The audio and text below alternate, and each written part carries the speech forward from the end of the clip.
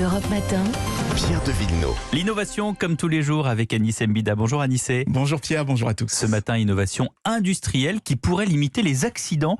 Il existe désormais des boulons qui préviennent automatiquement la maintenance quand ils sont desserrés. Et oui, des boulons communicants. Je ne sais pas si vous avez Incroyable. entendu parler de l'Internet des objets. Et bien là, c'est un très très bon exemple. En fait, c'est un ensemble écrou-rondelle avec les deux qui vont fonctionner en tandem. Quand on serre l'écrou, et bien la rondelle va enregistrer la pression grâce à un petit capteur ultra miniaturisé.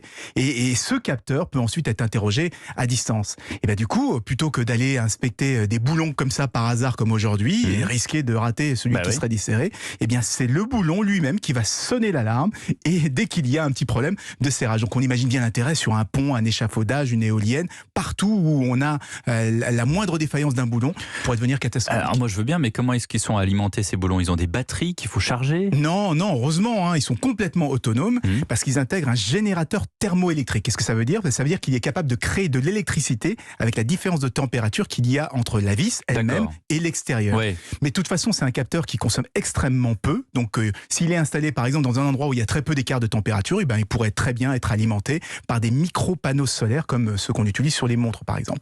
Et c'est une technologie développée par l'Institut Fraunhofer en Allemagne, mais ce ne sont pas les premiers. Il y a les Français de Vaperail qui proposent déjà un système similaire, mais qui lui est conçu uniquement pour les jonctions de rails des trains.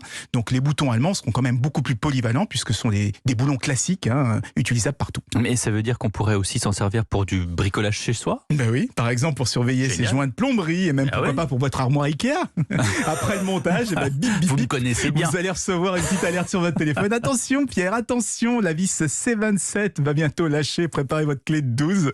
Mais pour ça, il faudra quand même attendre que les prix baissent parce qu'à 30 € le boulon, eh bien la visserie va devenir peut-être plus chère que votre armoire Grund. C'est pas les clés, c'est les clés à laine avec Ikea, c'est pas des clés de 12. On tue pas une mouche avec un bazooka non plus. Merci Anissé, à demain. Europe Matin.